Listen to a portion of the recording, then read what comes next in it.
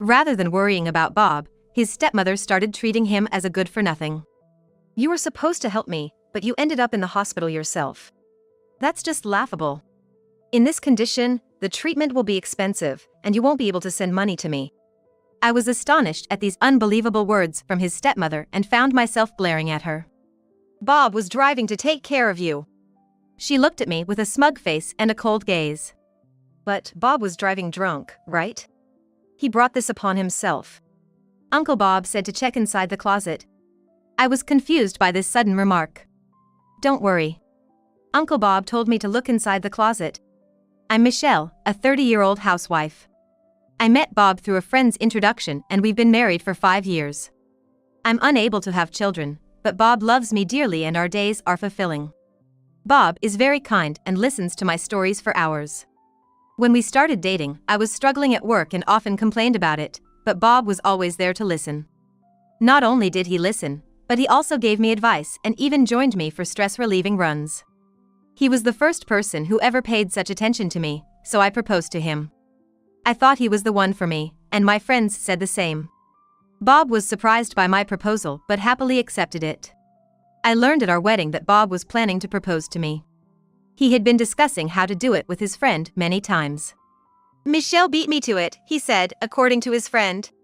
And since then, we've been living happily together. Instead of children, we have a cat in our home. It was a rescued cat, initially very wary and took time to warm up to us. Thanks to our sincere efforts, it has become affectionate and is now an important part of our family. We named it Marble because of its mottled pattern. Our marriage is like a picture-perfect happiness, but there's one problem. We don't get along well with Bob's family. His mother is extravagant with money and often asks for it. It happens so often that I wanted to complain, but Bob continues to send money, saying, "Mom must be struggling." Bob is not a mama's boy, he's just worried about his mother. Actually, Bob and his mother are not blood-related. His mother and father remarried when Bob was 10. Bob's biological mother passed away due to illness when he was 5. His half-brother, Kevin, was born shortly after the remarriage. Bob doesn't talk much about it, but it was probably a shotgun wedding. His mother favored Kevin, her own child, over Bob. Bob must have felt lonely because of that. He rarely talks about that time. Once, when he was drunk before our marriage, he spoke about it. "I couldn't fit in with a mother who only bought things for Kevin. Maybe I was just a nuisance to her because we weren't blood-related," he said, looking very lonely. Since then, Bob has never voiced his complaints about his mother and Kevin. Kevin, pampered by his mother, lacks independence and still lives with her at 35. He seems to rely on living with her, never holding a steady job. He only works part-time at convenience stores or does day labor when he feels like it. All his money goes to his own pocket money, probably spent on alcohol. He loves drinking and gets drunk almost every day. Bob's stepmother, complaining about the cost of living with Kevin, would often cry to Bob and beg for money every month. To me, it seemed like Bob's in-laws were just using him. Kevin grew up spoiled and had been in trouble with the police several times. He started rebelling in middle school, getting caught for shoplifting and theft. Bob, being 10 years older, had to go to the police station numerous times, bow his head in apology, and vouch for Kevin. He even had to clean up Kevin's messes by apologizing to the victims. Apparently, Kevin couldn't resist his desires. If he wanted something, he had to have it. As a child, he would snatch toys from other kids, and as he grew older, he wanted bikes and cars. Stealing bikes or cars was a serious crime, invariably leading to police involvement. Kevin eventually dropped out of high school and has been aimlessly living ever since. In addition to being greedy, Kevin had a habit of looking down on others. He probably felt superior by belittling people. I was an easy target for him. Whenever I visited Bob's family home, Kevin, lounging on the living room sofa and fiddling with his smartphone, would start insulting me. "You always look so plain." "Well, I guess you're just right for a guy like my brother," he'd mutter to himself, not even looking at me. I would just bow my head in silence, not wanting to cause any trouble. I wanted to get along with Bob's family. But instead of defending me, Bob's stepmother would take Kevin's side. Bob, being the eldest, didn't even bother to take care of his parents and left home. But Kevin stayed. He's such a sweet kid. Kevin's staying wasn't for his mother's sake. He simply lacked the financial means to live independently. He just wanted to leech off the comfort of his parents' home like a parasite. I wanted to retort, but it was clear that arguing would be futile, so I just kept quiet and forced a vague smile. Arguing with his stepmother, who was siding with Kevin, would have been pointless. The only one who was kind to Bob and his family was his father, but he suddenly passed away last year, adding to the tension between our families. Bob's family owned quite a bit of land, as their ancestors had been farmers. To avoid inheritance disputes, Bob's father had made a will and left it with a lawyer. According to the will, Bob would inherit the house and land, while the savings would be divided between his stepmother and Kevin. The land had become fallow, generating no income and only incurring taxes, which made his stepmother and Kevin reluctant to inherit it. There were no objections to the will from his stepmother, Kevin, or Bob, so the inheritance was divided accordingly. Later, the lawyer confided in me, "Bob will surely make good use of the land. Be careful, as his stepmother and Kevin will likely spend their money quickly," he relayed his father's message. His father had recognized Bob. He probably felt guilty about how his wife treated Bob, and left the land to him as a form of atonement. He wanted Bob to be happy. After his father's death, I thought we would become estranged from Bob's family, but his stepmother said she wanted to keep in touch more than ever. I was wary, suspecting an ulterior motive, but Bob was happy with his stepmother's request, saying they should keep a good relationship. "Mom must feel lonely without Dad. Despite everything, she raised me well. Now it's time to repay her." I couldn't agree. They had used Bob so much, and it seemed they were planning to do the same again. But seeing how happy Bob was, I couldn't say anything. Instead, I poured out my frustrations to our cat, Marble. Marble would curl up on my lap and listen as I vented. After that, Bob's stepmother started exploiting us even more. It was more like being used as a workhorse. Anyway, Bob's mother keeps calling either me or Bob. It takes about an hour by car to get to his family home, which is just over a mountain. His mother calls us for petty reasons, like the light bulb might go out, I need a ride for shopping, or there's a bug in the house. It feels like harassment. Then it escalates to I'm short on money this month, so send more. I was furious with her selfish behavior, but Bob happily obliged. I questioned it, especially when it came to money, but I couldn't stand against Bob's desire to help his mother. Her argument was Bob, being the eldest and having inherited the house and land, should naturally take care of his parents. But didn't she and Kevin inherit the money? It's strange that they're asking Bob, who's already paying the taxes, to arrange for more money. As the lawyer said, perhaps they've already spent the inherited money. What worried me was that Bob often came back from his home looking upset and downcast. Seeing Bob's unusual demeanor, I decided to ask him. "Your complexion is off. Did your mother say something to you?" Bob shook his head and mumbled. "Well, it's probably my fault." With that, he left the room and went to take a bath. In hindsight, I wonder if things would have been different if I had pressed him more at that time. I couldn't help but feel regret as I got caught up in an unstoppable event. About a month later, during a 3-day weekend, Bob and I planned a trip to a hot spring spa. Oddly, the night before, Kevin came to our house. He wanted to have a drink with his brother after a long time and brought an expensive whiskey. Bob was delighted to welcome Kevin. That day, Kevin was unusually cheerful, not only refraining from insulting me but even complimenting me. "The house is neatly organized, the food is delicious, I wish I had a wife like you," he praised me creepily. Feeling uncomfortable, I told Bob, "Remember, we have a trip tomorrow, so don't overdo it," and I retired to our room early. Bob seemed to have a great time and continued drinking late into the night. I could hear their lively voices even in the bedroom. The next morning, as I was getting ready for the trip, Bob received a call from his mother. I had a bad feeling. Bob's expression turned serious. "That's terrible. I'll come right away." Hearing this, I looked up to the heavens. There goes our trip. Mom's got a high fever. I'm going to take care of her now. As I packed away our travel bags, contemplating the trip cancellation, Bob, with a serious look, said, "Mom wants you to come too, to help with meals." Bob woke up Kevin, who was sleeping on the sofa, and told him about their mother's condition. Bob and I drove our car, and Kevin drove his, heading to their family home. Honestly, I didn't want to go. But I couldn't just ignore his sick mother. So I got into the passenger seat. I was concerned whether Bob was still affected by last night's alcohol. Sensing my anxiety, Bob reassured me. I had a whiskey for the first drink, but then switched to barley tea. He had restrained himself from drinking, thinking about our trip. He's truly kind-hearted, just like my husband. The drive to his family home takes about an hour, crossing over a mountain. Bob drove with a serious expression. As we went over the mountain pass, the car's speed started to increase. I could even hear the tires screeching on the curves. Feeling scared, I asked Bob to slow down a bit. Looking in the rearview mirror, Kevin seemed to be lagging behind. Bob suddenly voiced his concern. "The brakes aren't working," Bob said with a serious face, sweat forming on his forehead. I looked at him earnestly, trying to understand. "But it's only been a week since we got it back from the vehicle inspection."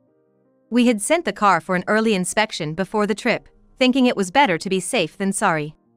The car had returned without any issues, but could the brakes really fail like this? At the next curve, the tires screeched loudly. I grabbed the passenger seat handle in desperation. The car kept speeding up, swerving out of the lane and getting honked at by oncoming traffic. The car swerved out of its lane and was honked at by oncoming vehicles. In the next curve, the car didn't slow down, it veered into the opposite lane and crashed into the guardrail. As the car scraped against the guardrail, making a left turn. We faced an unfortunate reality: the guardrail had ended. The car flew off the curve, plunging down the cliff below. The car flew off the curve and plunged down the cliff, probably about 15 feet. We crashed into the ground almost immediately. The airbags deployed, blocking my view, and I lost consciousness. When I woke up, I was lying in a hospital room. For a week, I alternated between consciousness and unconsciousness, fully regaining my awareness only a week after the accident. I immediately asked the nurse about Bob. The nurse hesitated and told me to wait for the doctor's explanation. I waited anxiously, and finally, the doctor arrived. He checked my consciousness, heart rate, oxygen saturation, and muttered, "You're okay now." Then he cleared his throat and explained Bob's condition. Bob was still unconscious, in a coma. There was a chance of recovery, but it was uncertain when. In the worst case, he might remain bedridden for life. I couldn't believe it. I kept picturing Bob's smiling face, his innocent expression while playing with marble. But then, the image of Bob gripping the steering wheel and screaming came to mind, and I started hyperventilating. I was given a sedative and fell asleep again. It was 3 days later when I fully grasped the reality of seeing Bob bedridden. From then on, I visited Bob daily, talking to him desperately. "Stay strong, get well soon, let's go home." Bob didn't regain consciousness. But I didn't give up and kept talking to him every day. About a week later, Bob's mother came to visit. Instead of showing concern for Bob, she started treating him as a good-for-nothing. Instead of coming to help me, he ends up in the hospital himself. It's laughable. With his condition, the treatment will be expensive, and he won't be able to send money to me. I couldn't believe her words and found myself glaring at her. "Bob was driving to take care of his mother," I explained. His mother looked smugly at me with a cold gaze. "But Bob was drunk driving, wasn't he? He got what he deserved." I couldn't comprehend what she was saying. Bob had been drinking tea all along, hadn't he? Why would they say it was drunk driving? I tried to ask Kevin, who was there with us, but he just snorted and left the room. I tried to ask Kevin, who was there with us, but he just snorted and left the room. His parting words, "Don't forget to send money," lingered in my ears. Confused and overwhelmed, I was trying to make sense of it all when my sister and niece arrived to visit me, almost as if replacing my mother-in-law. My sister had moved to a remote island when she got married, so we hardly met. She came to see me because of the accident. Seeing my sister and niece after such a long time, I burst into tears, overwhelmed by a surge of emotions. My sister embraced me gently. After I calmed down a bit, she explained the circumstances of the accident. In my and Bob's absence, she had been dealing with the police and the insurance company. According to her, the accident was caused by Bob's drunk driving. He drank heavily the night before with Kevin, who tried to stop him, but Bob kept drinking. Hearing this, I shook my head in disbelief. This couldn't be true. Kevin must be lying. I frantically explained this to my sister. But it turns out that a significant amount of alcohol was detected in Bob's body. I couldn't understand what was happening. I also mentioned the car's brake issue to my sister. She quietly shook her head. There was nothing wrong with the car. Furthermore, the car had been stolen from the repair shop, making a thorough investigation impossible. I couldn't believe any of it. What kind of conspiracy had we been caught up in? As I sat there in shock, my niece gently stroked my head and started saying something strange. "Uncle told me to look inside the closet." I was taken aback, not understanding what she meant.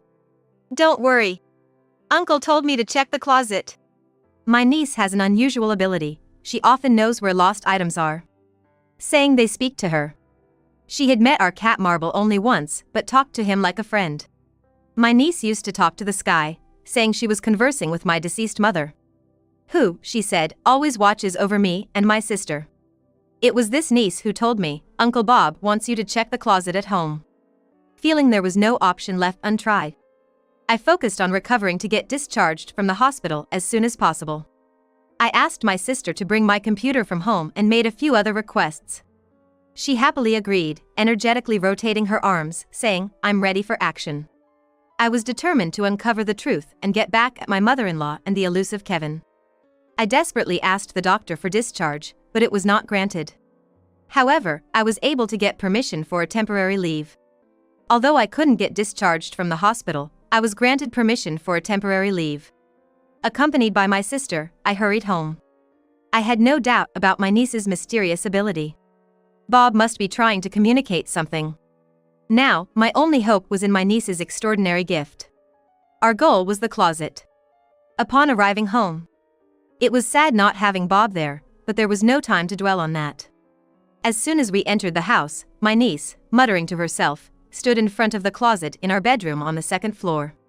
When my sister and I caught up with her, my niece turned to me and uttered some unsettling words. "My uncle said I was targeted." "What?" I wondered what she meant. Could it be that someone tampered with the car's brakes? As I opened the closet, my niece crawled into the upper part of it. I turned on my phone's flashlight to see better, and she was pushing on the ceiling panel. Desperately, I removed the items from the closet and lifted the panel. To my surprise, there was an old, large safe hidden there. It was a dial and key lock type of safe. I didn't have the key, nor did I know the combination. While pondering what to do next, Marble, our cat, came over. As I picked up and stroked Marble, I noticed an unfamiliar small pouch attached to his collar. Inside the pouch, I found a key, presumably for the safe. I inserted the key into the safe's keyhole. It fit perfectly. But even with the key turned, the safe wouldn't open. I still needed to unlock the dial combination. I looked at my sister for ideas, but she just shook her head slightly. Then, my niece whispered some numbers into my ear. I quickly wrote down the numbers she gave me. These numbers were given to me by Uncle Bob. He said to tell them only to you, Michelle. I searched on my smartphone for how to open this type of safe. Then I began rotating the dial left and right, aligning it with the numbers. It was awkward for me to turn the dial. I failed twice, but on the third try, the safe opened successfully. My sister and I were so happy that we exchanged a high five. Inside the safe were the deed to the land inherited from Bob's father, a notebook written by Bob, and an IC recorder. I quickly opened Bob's notebook and started reading. The contents were shocking. Bob had indeed been targeted. I couldn't forgive them for doing such a thing. My sister and I decided to plan our next steps. We tidied up the house and left the safe unlocked and easily visible in the closet, then closed the door. I decided to take everything inside the safe with me. In its place, I left a tablet. Before returning to the hospital, I stopped by the police station to explain the true nature of the accident. The police said they couldn't act due to lack of evidence. But they did record the consultation. They also informed me what evidence would be necessary for them to start an investigation. For now, that was enough. I returned to the hospital. The next day, Bob's mother came to check on him. Pretending not to know anything, I spoke loudly to Bob, "Can you tell me how to open the safe at home?" Making sure his mother could hear. She overheard and left hastily without saying a word to us. I struggled to contain my laughter. The next day, I checked the footage from our pet camera at home. Curious about what Marble did when we were not around, I had installed a pet camera when we first adopted him. The recorded footage could be viewed on my smartphone, so I could watch it even while in the hospital. As expected, Bob's mother and Kevin had broken into our house and ransacked it. Initially, they opened drawers carefully, but soon became more aggressive in their search. Then they found the safe in the closet. Although there was no audio, their excitement was evident. However, their joy turned to disappointment when they found only the tablet inside the safe. Kevin tried to operate the tablet. Both Bob's mother and Kevin leaned in to look at the tablet, but Kevin dropped it in shock. After that, they quickly stood up and left the house. I was relieved that I had left Marble at a pet hotel. If he had been at home, he might have been mistreated. I raised my hospital bed and prepared myself. It was about time. As if on cue, Bob's mother and Kevin arrived, out of breath. "What in the world is this?" Bob's mother yelled, holding up the tablet and scolding me. Other patients in the hospital room were startled. I calmly suggested, "Let's go to the rooftop garden, it's not good to cause a disturbance here," and urged Bob's mother and Kevin to follow. The rooftop garden is spacious, usually enjoyed by patients in wheelchairs for walks. Once she confirmed we were alone, Bob's mother began to scream loudly. "What is this video?" She practically threw the tablet at me. Kevin stood there, looking lost and downcast. On the tablet was the car's interior footage from the accident. It showed Kevin pouring whiskey into Bob's mouth after the accident. This footage could prove that Bob wasn't drunk driving. "This car was reported stolen, right? How come there's such a video?" Bob's mother exclaimed, her face turning red with anger, arms crossed as if she were a volcano about to erupt. "It was quite a struggle to find this," I said, smiling at both of them. "This car was bought with the money Bob and I worked hard to save. We wanted to take good care of it, so we installed a GPS tracker." Bob's mother and Kevin's faces turned to shock. Perhaps something had dawned on them. Kevin took out his phone, moving to a corner, seemingly to make a call. "I asked my sister to track the car. I didn't tell you, but my sister is a former police officer." Bob's mother's face drained of color, turning pale. I showed them the car's location on a map. "This is the yard where Kevin used to work, right? Dismantling cars. I believe one of your former coworkers works there." Bob's mother clenched her teeth, her hands tightly balled into fists, her arms shaking. "When we traced the car there, it was about to be dismantled. My sister, with an insurance investigator, stopped the dismantling." Kevin came back in a panic. "Mom, it's bad, the car. I just heard about it." Kevin collapsed to his knees. "This is a photo taken by the insurance investigator. The brake fluid in the car was severely depleted, even air got in." Naturally, if air gets into a car's hydraulic brake system, it won't work properly. Moreover, the photo showed oily fingerprints all over it. "Whose fingerprints are these, I wonder?" I asked Kevin maliciously as he sat collapsed on the floor. Kevin kept muttering it's not true, repeatedly in a low voice. Bob's mother stood there, dumbstruck.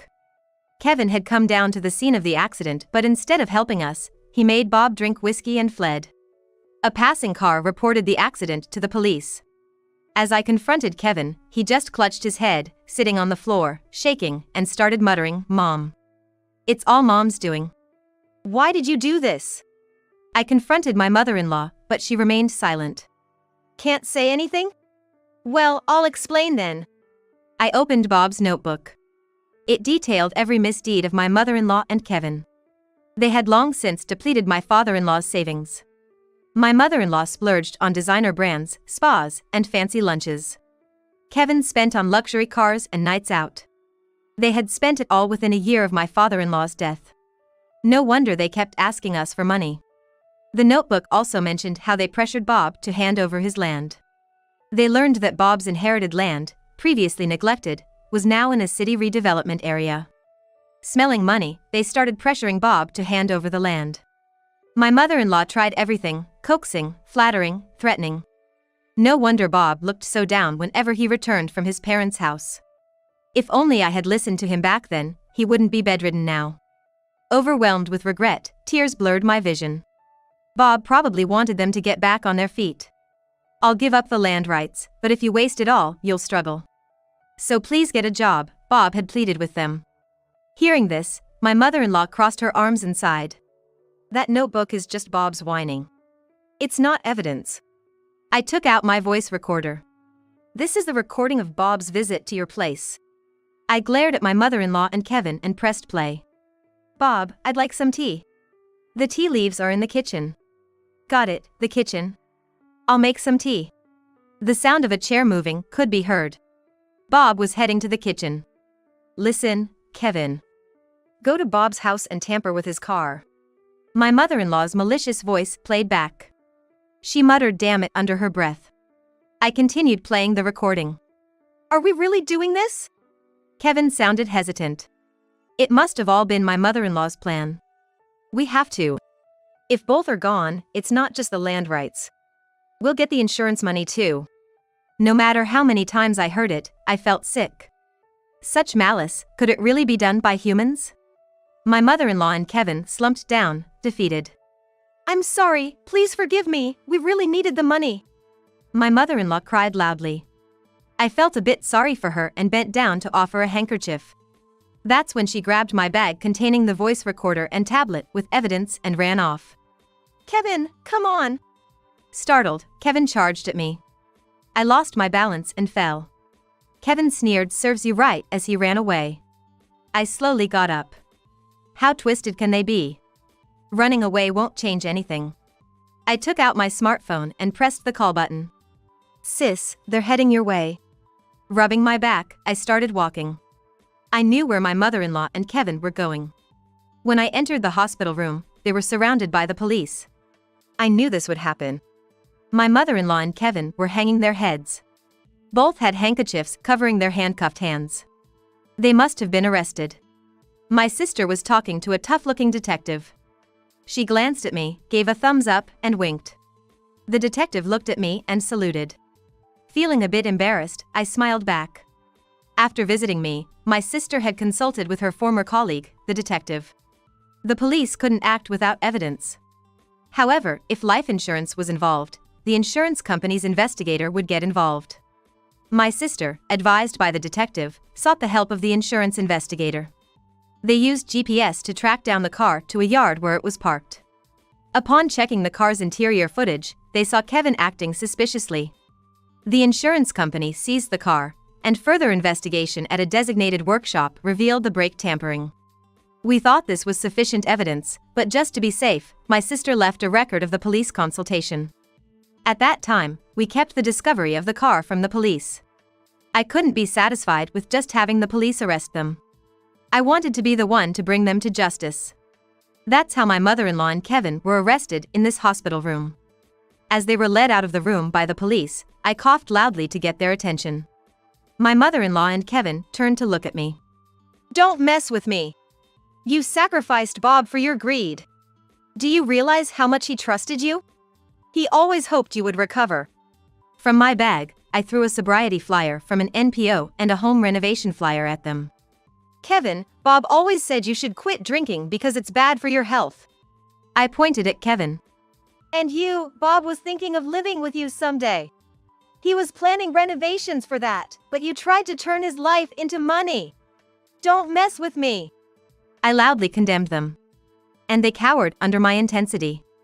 Hurried out by the police. As I panted, I heard the sound of sheets rustling on the bed. I approached Bob and saw his lips move slightly. Instinctively, I grabbed his hand. You're too loud. Woke me up. Bob murmured, waking up. My loud voice had apparently awakened him. Though I thought it was rude, I couldn't help but cry tears of joy. I had not given up, but I was prepared for the possibility that he might not wake up. The relief was overwhelming.